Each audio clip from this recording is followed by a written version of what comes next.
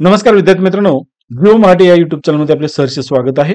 मित्रांनो, या व्हिडिओच्या माध्यमातून आपल्याला संपूर्ण भारताचा भूगोल या भारताच्या भूगोलावर आधारित स्पर्धा परीक्षेमध्ये आलेले महत्त्वाचे प्रश्न पाहायचे आहेत.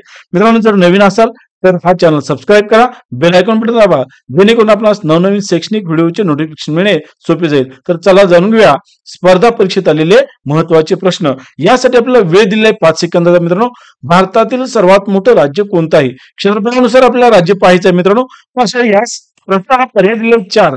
महाराष्ट्र, राजस्थान, मध्य प्रदेश हे 4 पर्याय आहेत आणि वेळ सुरू झालेली आहे आपल्या आता.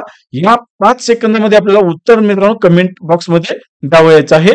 याचं योग्य उत्तर आहे म्हणजे राजस्थान. राजस्थान हे क्षेत्रफळाच्या देशातील सर्वात मोठं राज्य आहे. गंगेचा उगम कोणत्या ठिकाणी होतो? तर गंगा नदीचा उगम यमुनोत्री, बद्रीनाथ, गंगोत्री, केदारनाथ या 4 पैकी कोणत्या ठिकाणी उगम होतो? 5 सेकंदामध्ये आपल्याला उत्तर द्यावायचं मित्रांनो. याचं योग्य उत्तर आहे ते म्हणजे गंगोत्री.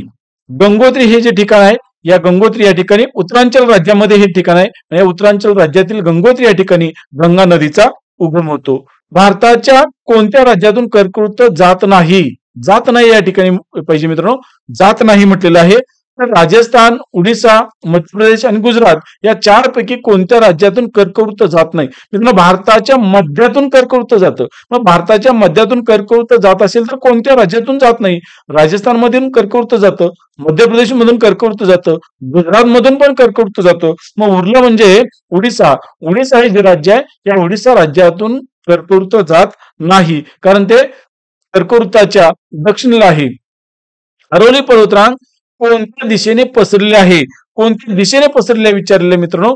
पर्याय दिले आहेत उत्तर ते दक्षिण, ईशान्य ते दक्षिण पश्चिम, पूर्व ते पश्चिम आणि दक्षिण ते उत्तर. यापैकी कोणता पर्याय योग्य आहे ते आपल्याला शोधायचं आहे मित्रांनो. तर याचा योग्य पर्याय आहे तो म्हणजे ईशान्य ते दक्षिण पश्चिम. ईशान्य ते दक्षिण पश्चिम अशा पद्धतीनं याचा हा पर्याय आहे मित्रांनो. भारतातील सर्वात लांब नदी कोणती आहे? भारतातील सर्वात लांब नदी, भारतातील नद्या आपल्याला माहित पाहिजेत. प्रमुख नद्या आहेत ब्रह्मपुत्रा, यमुना, गंगा, गोदावरी, त्याचबरोबर कृष्णा, सिंधू, सतलज, कावेरी या महत्वाच्या नद्या आहेत मित्रांनो. आणि या नद्यापैकी सर्वात लांब नदी कोणती आहे? ती सर्वात लांब नदी कोणती आपल्याला माहित असणं गरजेचं आहे. कमेंट बॉक्स मध्ये याचं जरूर उत्तर द्या मित्रांनो. याचं योग्य उत्तर आहे मित्रांनो गंगा नदी. गंगा नदी ही भारतातील सर्वात लांब नदी आहे आणि 2 नंबरची सर्वात लांब नदी ती म्हणजे गोदावरी नदी आहे. हे आपल्याला माहित असू दे. महाराष्ट्रातील सर्वात उंच शिखर कोणतं? शिखर विचारलं मित्रांनो. रायगड, कळसुबाई, महाबळेश्वर आणि हरिश्चंद्र. तर या ठिकाणी शिखर विचारले आहे. मग शिखर कोणतं आहे, डोंगरांग कोणते आहेत त्याचाही फरक आपल्याला माहित असणं गरजेचं आहे मित्रांनो. कळसुबाई हे शिखर आहे आणि कळसुबाई शिखर महाराष्ट्रातील सर्वात उंच शिखर आहे हे आपल्याला माहित असावं मित्र. दुसरं आहे पुणे जिल्ह्यातून वाहणारी प्रमुख नदी कोणती? प्रश्न. तर त्याचं पर्याय दिले आहेत गोदावरी, तापी, भीमा आणि कृष्णा. मग या 4 नद्यापैकी प्रमुख नदी कोणती आहे? पुणे जिल्ह्यातून वाहणारी नदी विचारली आहे. पुणे जिल्ह्यातून वाहणारी नदी यामध्ये मित्रांनो उत्तर आहे भीमा. भीमा ही जी नदी आहे ती पुणे जिल्ह्यातून वाहणारी प्रमुख नदी आहे. महाराष्ट्रात सर्वाधिक गावे कोणत्या जिल्ह्यात आहेत? गावं विचारले आहेत म्हणजे खेडी. पुणे, नाशिक, सोलापूर, अहमदनगर यापैकी कोणत्या जिल्ह्यामध्ये सर्वाधिक खेडी आहेत? गावे आपल्याला विचारले आहेत. त्याचं योग्य उत्तर आपल्याला शोधायचंय 5 सेकंदामध्ये मित्रांनो. त्याचं योग्य उत्तर आहे अहमदनगर. अहमदनगर मध्ये सर्वाधिक गावे आहेत. कोकण किनारपट्टी कोणत्या समुद्रालगत आहे? कोकण किनारपट्टी विचारली आहे आणि कोकण किनारपट्टी बंगालचा उपसागर, अरबी समुद्र, भूमध्य समुद्र, लाल समुद्र यापैकी कोणत्या समुद्र किनाऱ्यालगत कोकणपट्टी आहे? कोकणपट्टी म्हटलं की मित्रांनो भारताचा पश्चिम किनारा ज्याला आपण म्हणतो, या पश्चिम किनाऱ्यालगत ही कोकणपट्टी आहे. आणि प्रामुख्यानं कोकण किनारपट्टीला अरबी समुद्र लागून आहे, त्यामुळे अरबी समुद्र हे याचं योग्य उत्तर आहे कोकण किनारपट्टी.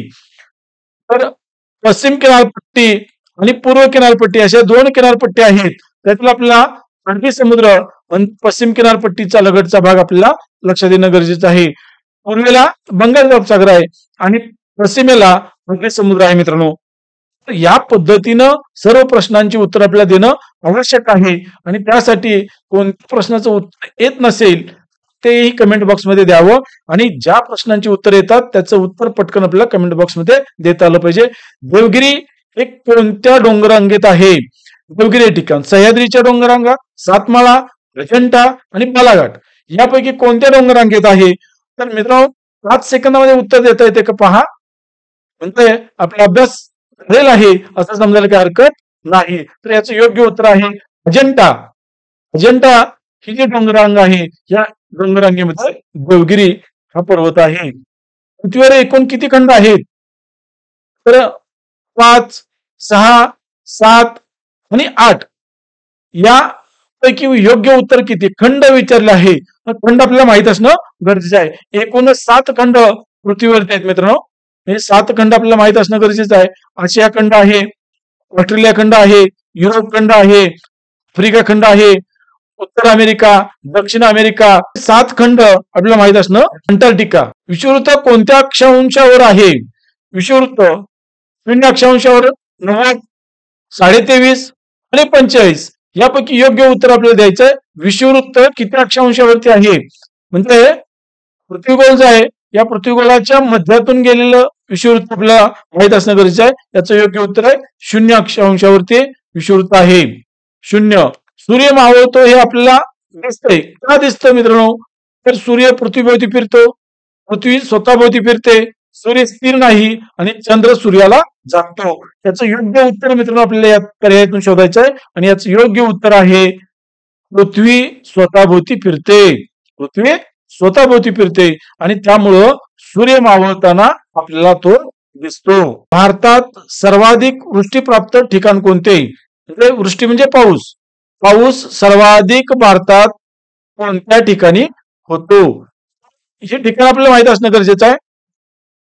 महाबळेश्वर, चेरापुंजी, सिलिगुंडे आणि शिलाँग यापैकी योग्य उत्तर आहे मित्रांनो चेरापुंजी. चेरापुंजी हे पूर्वेकडचा जो भाग आहे मेघालयाचा, या मेघालयाच्या भागामध्ये आपल्याला चेरापुंजी पाहायला मिळते.